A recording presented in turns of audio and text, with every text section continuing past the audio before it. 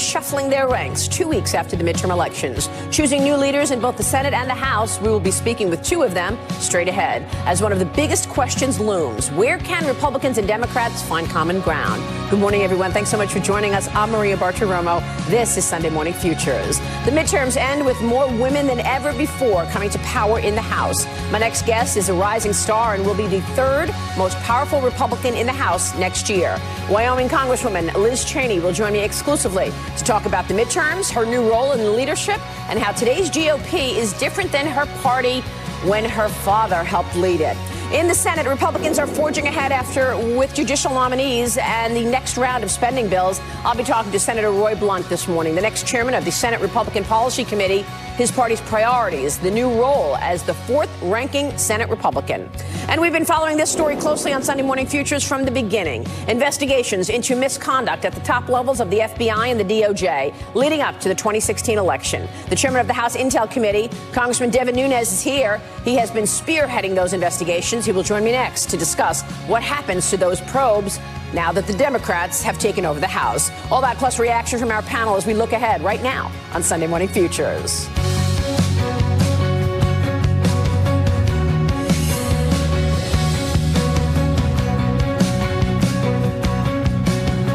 And we begin this morning with House Republicans preparing for their new role in the minority, looking for potential common ground with Democrats. Joining me right now in an exclusive interview, someone who will have a leading role in that process, Wyoming Congresswoman Liz Cheney. She's been elected as the incoming House Republican Conference Chair. That is the number 3 leadership position for House Republicans. And Congresswoman, it's good to see you this morning. Thanks so much for joining us. Thanks for having me, Maria. Great to be with you. Congratulations to you. Can you walk us through your priorities as you get set for this new role come January? Sure. Well, there are a number of things that we've got to make sure we're focused on. I think, first of all, we're all living through the tremendous economic boom and economic growth created by the Trump economy, by the deregulation we've seen, by the tax cuts. And we've got to make sure that we do everything necessary to prevent the Democrats from reversing course on that.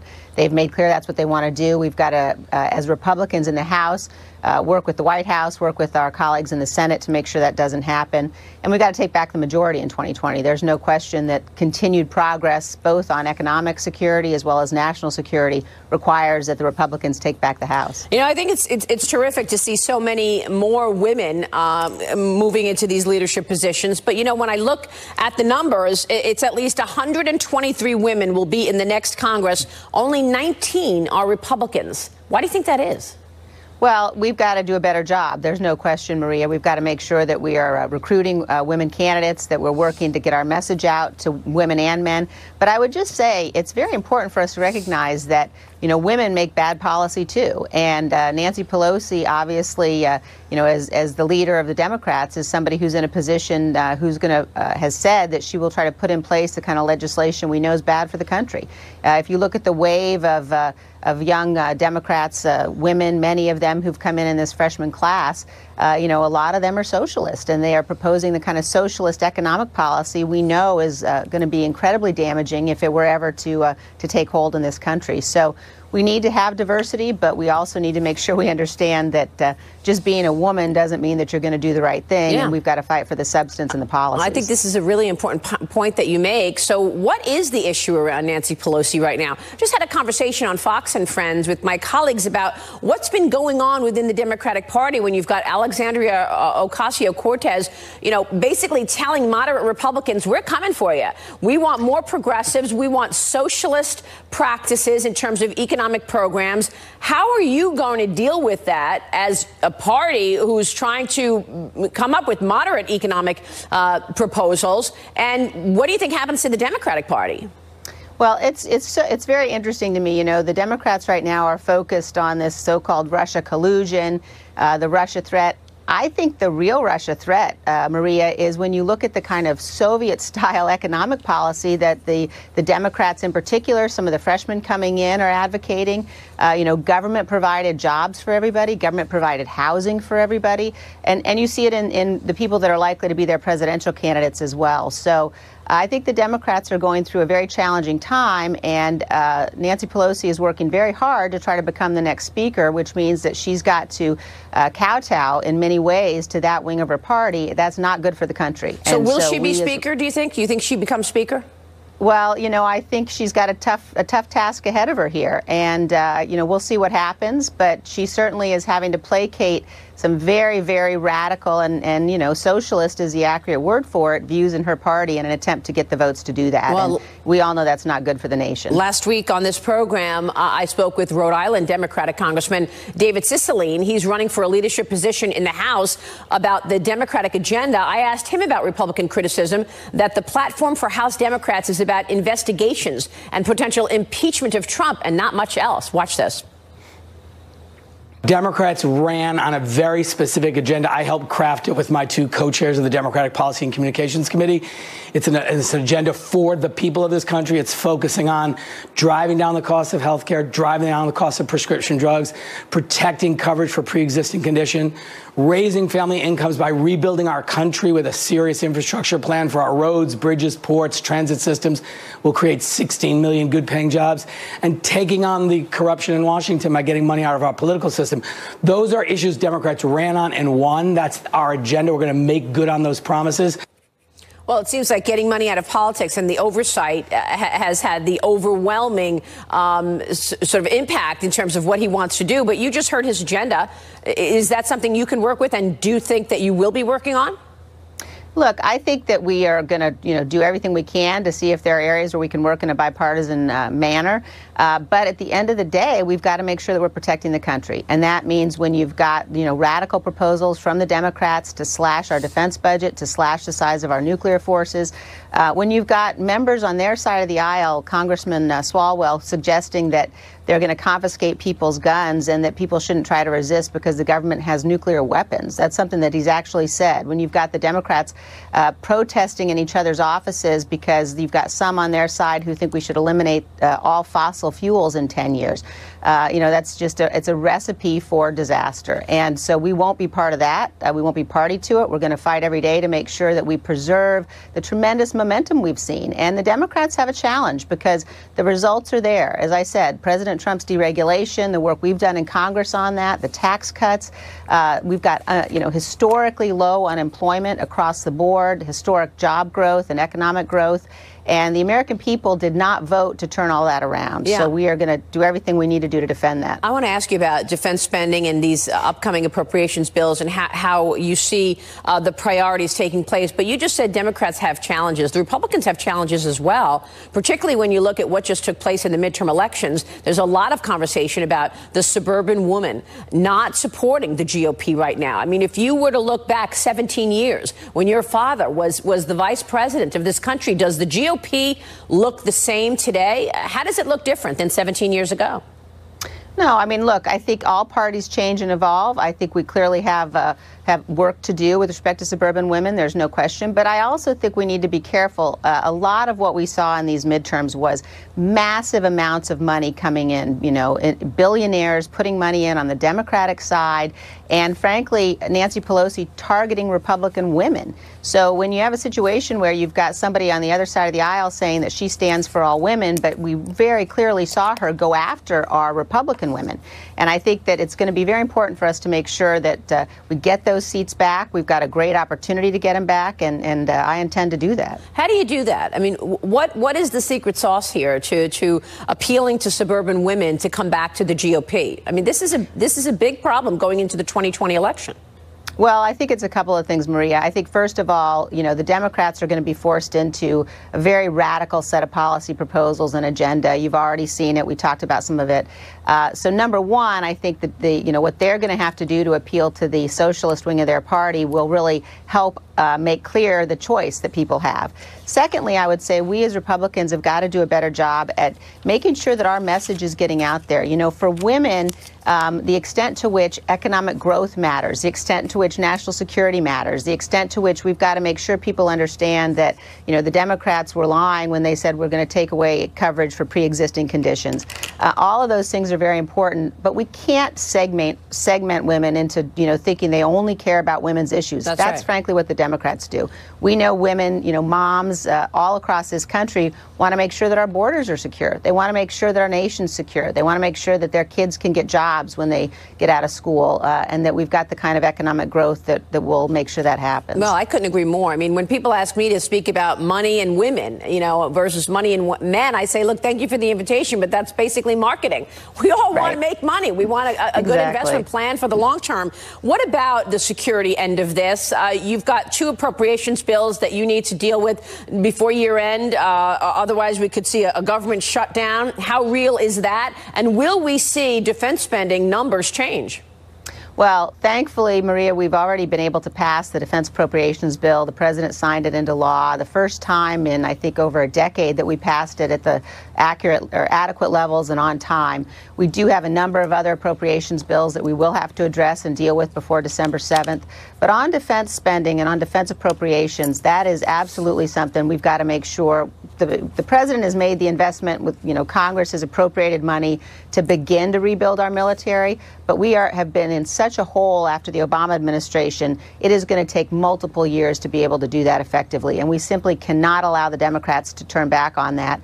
Our adversaries are in a position now where they are deploying weapon systems we simply can't defend against in too many instances. And the security of the nation long into the future depends that we make sure we continue to make those kinds of investments in our security and in our military our men and women deserve. What is the biggest risk, do you think, this country faces within the next 2 years regarding the president's economic agenda? Will the Democrats be able to reverse the president's business-friendly agenda? I know that they will try, and I think that certainly the tax cuts have made a huge difference. I think that deregulation also, and you don't hear quite as much about that, but you know well that the kinds of deregulation we've seen, the extent to which the government has said, look, we're going to get out of the business of trying to interfere in every aspect of economic investment. We're going to let people keep more of what they earn. For my home state of Wyoming, deregulation has been tremendous in terms of what we've been able to accomplish with revenue from, oil and gas leases on public lands, our coal industry, our energy industry. So we're going to have to work very hard to make sure that business, that the engine of growth in this economy, our small businesses, continue to know that they've got the support of certainly the Republicans in Washington, and that we're going to block the Democrats from being able to reverse course on that. All right, we will leave it there. Congressman, we'll be watching. Thanks very much for joining us. Thanks for having me, Maria. Congresswoman Liz Cheney there. We just spoke with a member of the Republican House leadership. Up next, a member of the Republican Senate leadership. Senator Roy Blunt of Missouri will be here, becoming the chamber's 4th-ranking Republican. What are the priorities as the majority in the Senate? Follow me on Twitter, at Maria Bartiromo, at Sunday Futures. Let us know what you'd like to hear from Senator Blunt and Congressman Nunes coming up. Back in a moment as we continue on Sunday Morning Futures. After expanding their majority in the midterms, but there are still goals they want to achieve in the remainder of 2018. My next guest will play a major role in shaping the party's agenda. Joining me right now is Republican Senator from Missouri, Roy Blunt. He has just been elected as the chairman of the Senate Republican Policy Committee. That is the chamber's 4th-ranking GOP leadership position. And Senator, congratulations to you. Good to see you this morning. Thank you, Maria. Great to be with you. What are the priorities in the new Congress? Well, I think in the new Congress, one of our priorities is going to continue to be to confirm judges. We're in the personnel business, unlike the House, and so the fact that the House has changed control really has no impact on that. What has impact on that is it looks like there are going to be 53 Republicans in the Senate instead of 51, and you can do a lot more with 53 than 51. You get a little more flexibility to maybe stretch a little bit more on someone that couldn't be appointed if it took absolutely every Republican, but could be if it took almost all the Republicans. So we'll see. We've made great impact on the judiciary branch, not just the 2 Supreme Court seats, but 1 out of 6 of the Court of Appeals judges are now people who've been nominated by President Trump, confirmed by the Republican Senate. We're going to continue this year between now and December 31 to try to clear the calendar of those judges and others who are out of committee, and then to try to give the president the team that he needs to implement what he was elected to do. It's been one of the big obstacles that Democrats in the Senate have thrown in our way, something that's never happened before, the denial of a president to have his team, and they have effectively used every tool they had to slow that process down. You know, the judiciary namings probably has been one of the president's biggest accomplishments. I want to get you to talk to us more about that and confirming judicial nominees. What about Senator Flake's resistance? I mean, you talk about the resistance coming from the Dems. It's coming from even within your own party. Senator Flake's resisting in this in order to get Mueller legislation to make sure nobody messes with Robert Mueller's investigation. You know, and to make that, I think, even more concerning, there's really nobody threatening to mess with the Mueller investigation. Almost all of my colleagues, my Republican colleagues in the Senate, along with me, have publicly and repeatedly said how important it is to let that investigation go forward. Let's get it behind us. Let's not stop and have to start again. You know, the legislation that Senator Flake would like to see voted on would have to be signed by the president. It is clearly not going to happen. Why we would use up that time when we could be making these kind of lifetime changes in the judiciary is amazing to me. I think we're still going to figure out a way to do that, and we need to move forward. I think, Maria, on the Mueller dismissal side of the discussion, there's a huge constitutional reason not to believe that the Congress can decide who works in the judiciary branch. So, along with many others, I've said repeatedly, Mr. President, it would be a big mistake to not let this investigation go forward, but I'm not going to be for any legislation that would violate the constitutional separation of powers. If we wanted to have somebody the president couldn't fire, there's a way to do that. It was called the independent counsel, and that didn't turn out to be, in any case that I'm aware of, a very helpful thing. Well, I want to get back to that because I want to ask you about all of these investigations coming and how you're going to deal with it. But let me stay on the judiciary for a moment. Do you expect the president will have an opportunity to name a third Supreme Court justice before Election Day 2020? Well, you don't know. You never know. I do know that having that actual vacancy in 2016 was much more focusing than the idea that there could be a vacancy. Of course, there always could be a vacancy. I think you would think that there's some likely opportunity that could happen. But having a chance to put two judges on the court, two judges that with good health are likely to serve for 3 decades, is the real long-term impact that a president has to make on the country. A lot of things can be reversed. Who you put on the court that can serve that has a lifetime appointment can make a big difference for decades after you leave the White House or decades after you leave the Senate. This is clearly, this is important. Who's in the Senate, who controls the Senate, as who controls the White House. Senator, stay with us. I want to ask you about 2020 coming up and whether or not the president's tone may change going into the new election. We'll be right back with more from Senator Roy Blunt. With Senator Roy Blunt. And Senator, we were just having a discussion with Congresswoman Liz Cheney about this incredible divisiveness going on really on both sides, whether it's divisiveness in terms of what's happening within the government and their approach to President Trump, or on the Democratic side, this lurch all the way to the left. Look at Claire McCaskill in your state losing to Josh Hawley and basically saying, look, I'm not a crazy Democrat, and calling out her colleagues for going so left. Your reaction to Claire McCaskill's loss?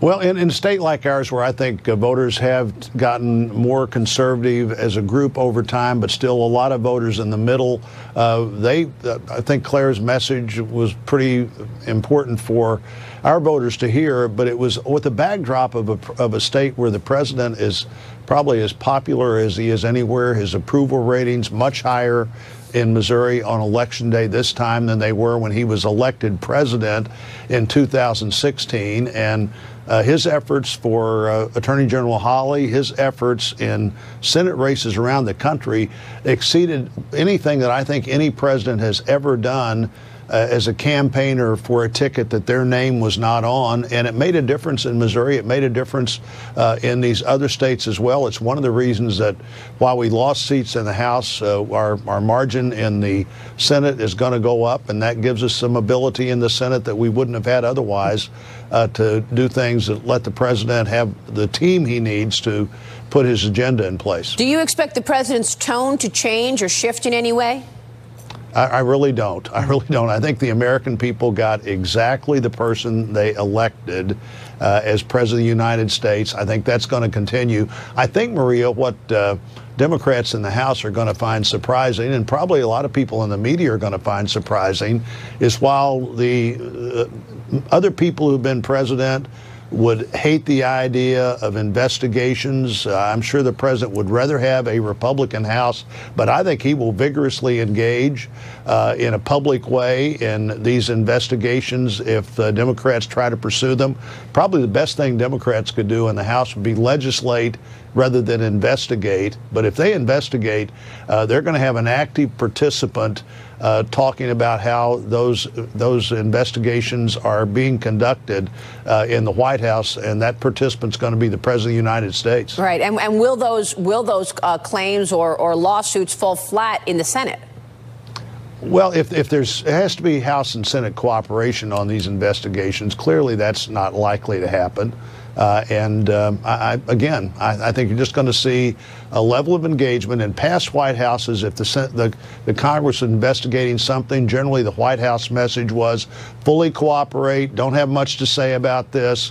I don't see the president not having much to say if there's an investigation going on. Frankly, I think it just gives him a different thing to talk about every day of the week, and he will continue to dominate that discussion in the next 2 years, the news discussion, just like he has in the last 2 years. What about the discussion around what took place during the 2016 election, where we know that a cabal of people at the top of the FBI and the Department of Justice, like Peter Strzok and Andrew McCabe and Bruce Orr and Jim Comey, tried to put their finger on the scale and stop Donald Trump from winning? Will Senate Republicans pick up where House Republicans left off in terms of the investigation into the DOJ and the FBI's actions ahead of the election?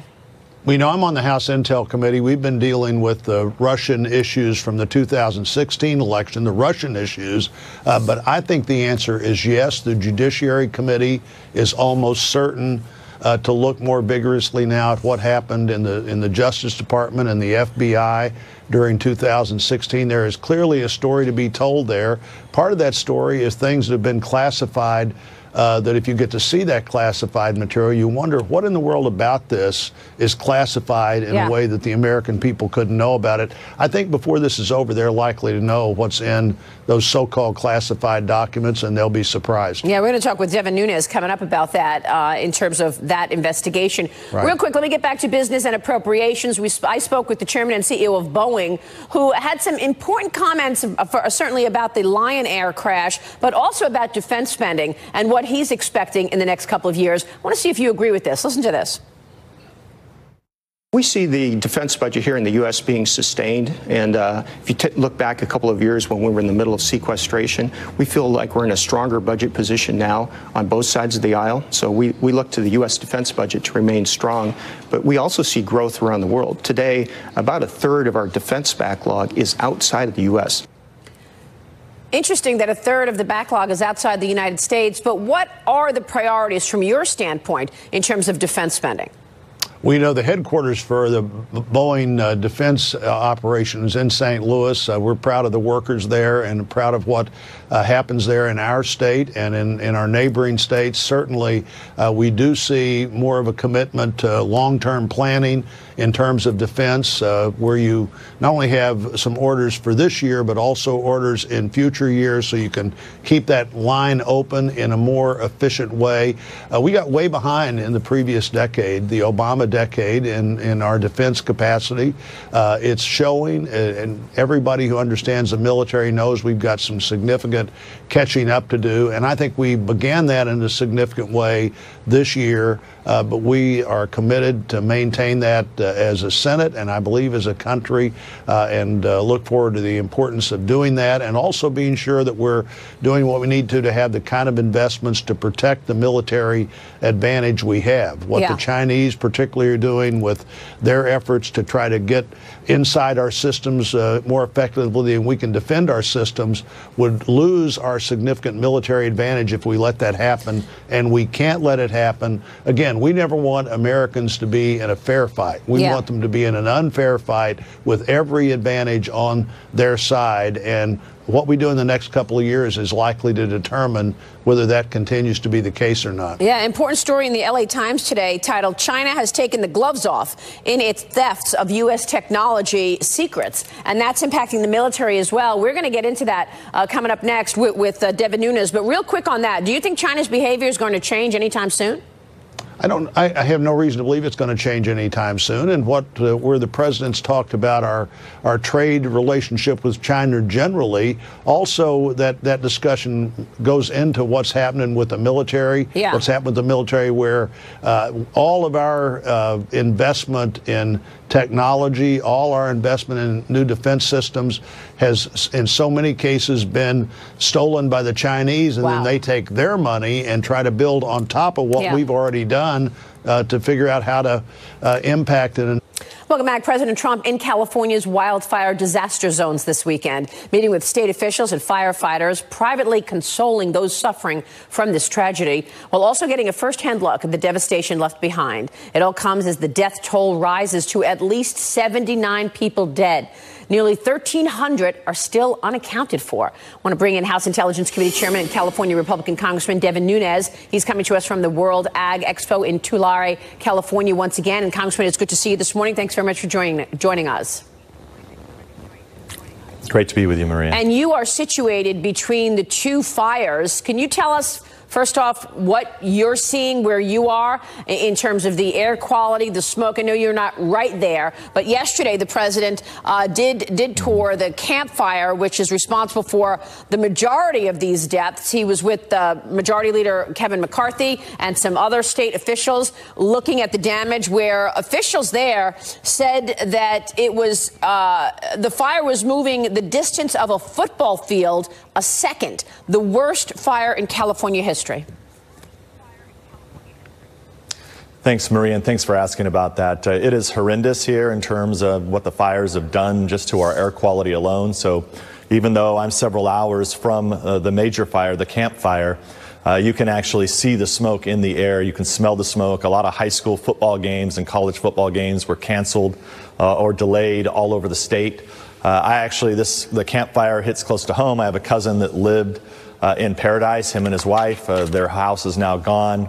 My uncle had to take a used motorhome up to Chico, where you now see a lot of people camped out that are living in the town of Chico, which is not far from Paradise. So the tragic part about all of this is, Maria, that years ago we had timber mills all over this state. We used to go up into the forest and we used to take this wood out. Right. And I think what American people need to know is that if you don't remove the wood and the brush, eventually it burns. There's only two ways to remove it. Either you forcefully pull it out or it gets set on fire. And so if you don't go up there and do controlled burns, or if you don't bring the timber industry back, these fires are going to become more and more prevalent.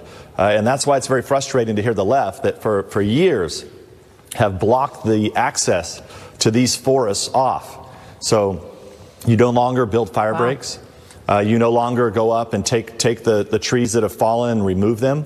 And so what that is that's actually fuel. Intel committee in terms of investigating the FBI and the DOJ and this number of people, the small number of people at the top of those agencies who tried to stop Donald Trump and exonerate Hillary Clinton, as you have said many times on this program. Now you've got the Democrats holding the majority in the new Congress in January.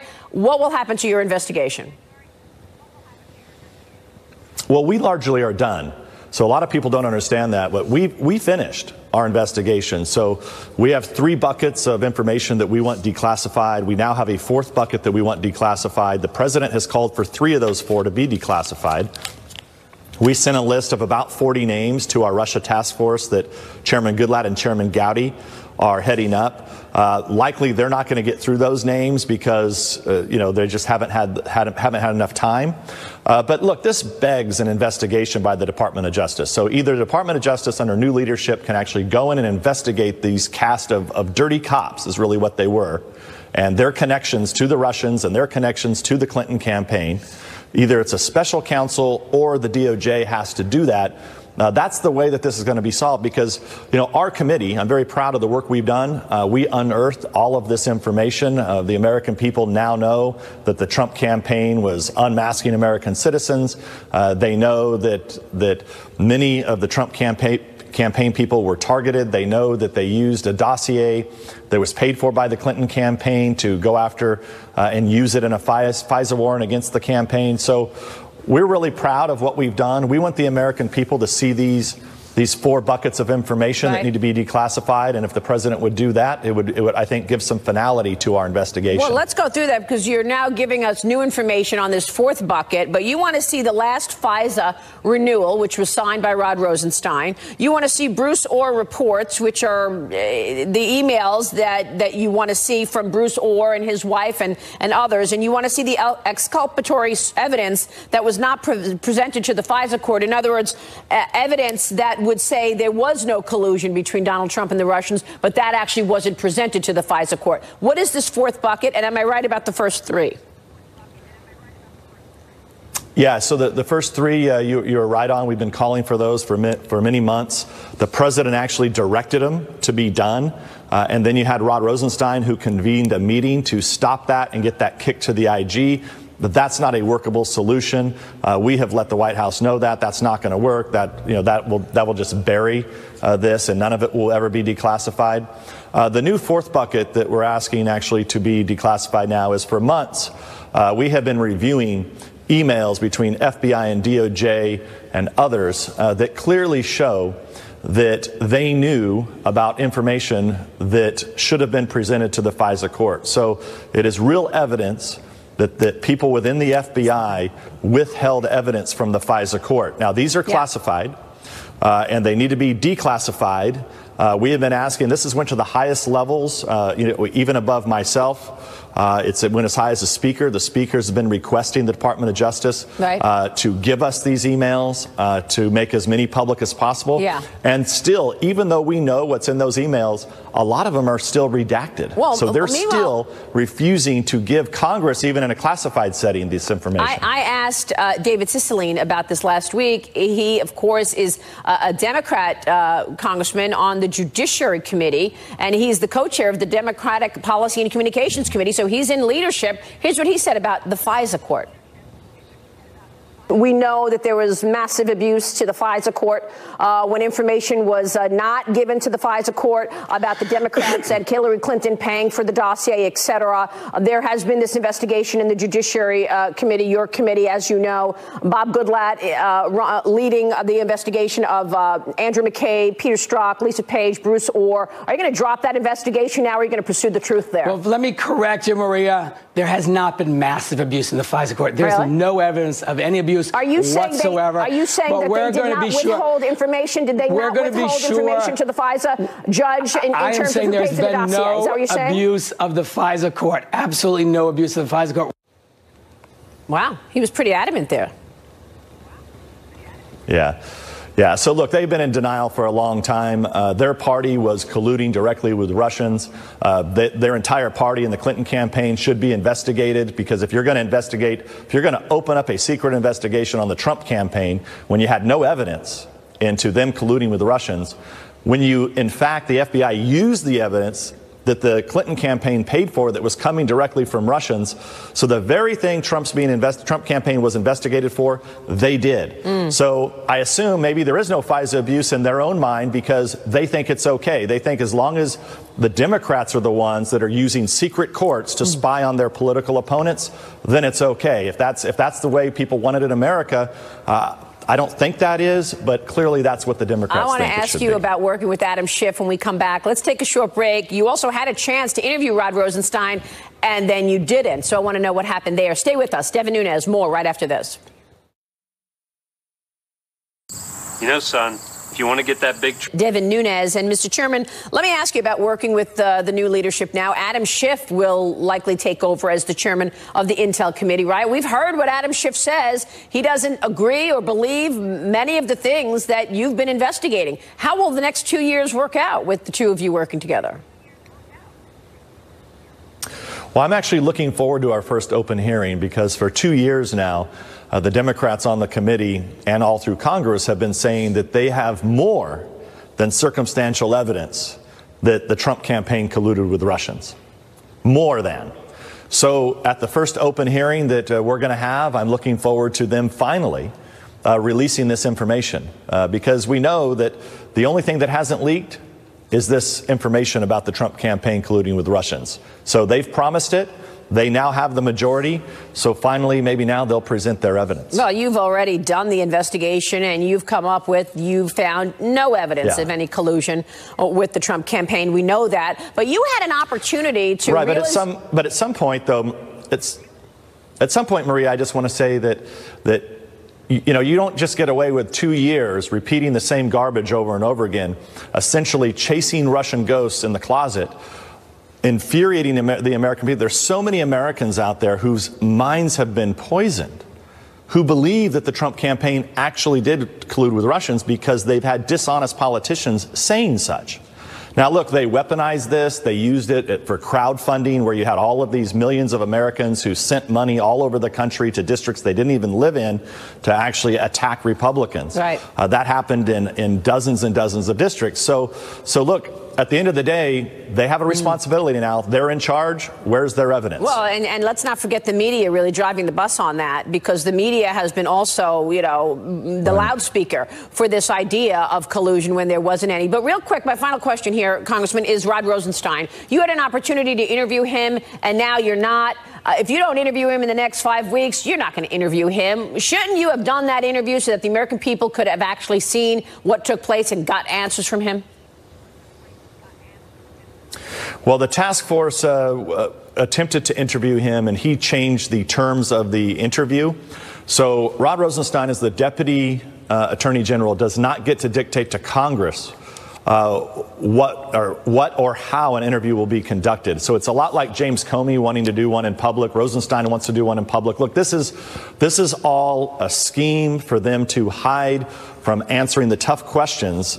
See, if you go out in public, right, all they'll say is, "Oh, that's classified," or "Oh, I can't answer that." That makes sense. But the reality is, look, with Comey, Rosenstein, etc. Yeah. These guys need to be held accountable by a special. The president and the partner at Maslansky and Partners, Mark Penn, is former strategist to Hillary Clinton, a managing partner at the Stagwell Group, chairman of the Harris Poll, and author of the book Microtrends Squared. It is great to see you both. Thanks so much for joining us this morning, Lee and Mark. Mark, let me kick it off with you, because you wrote an op-ed a couple of weeks ago, a week and a half ago, which really has a lot of people scratching their head. And here it is. The title is "Hillary Will Run Again, Reinventing Herself as a Liberal Firebrand. Mrs. Clinton Will Easily Capture the 2020 Nomination." This is from the Wall Street Journal on November 11th. Mark, I know that you used to work with Hillary, and I know that over the last 2 years you've been critical of some of her behavior. But this article saying Hillary will run again, are you taunting her? What was the point in writing this?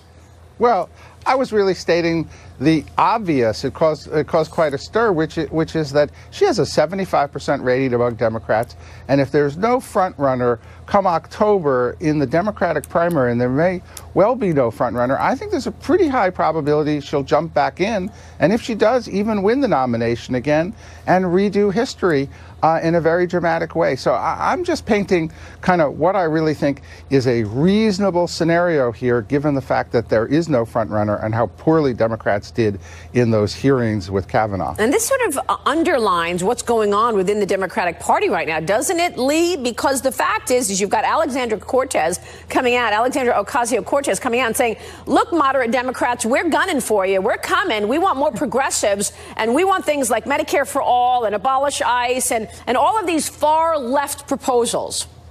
Yeah, and let's just not forget that the primaries are really about getting people who are registered voters to the polls. And so when you've got people who are on the extreme, either right or left, they generally do better in the primaries because that's who goes and votes. Yeah. So it's not all that surprising that we're seeing on the left people going a little bit further left and seeing some of these ideas.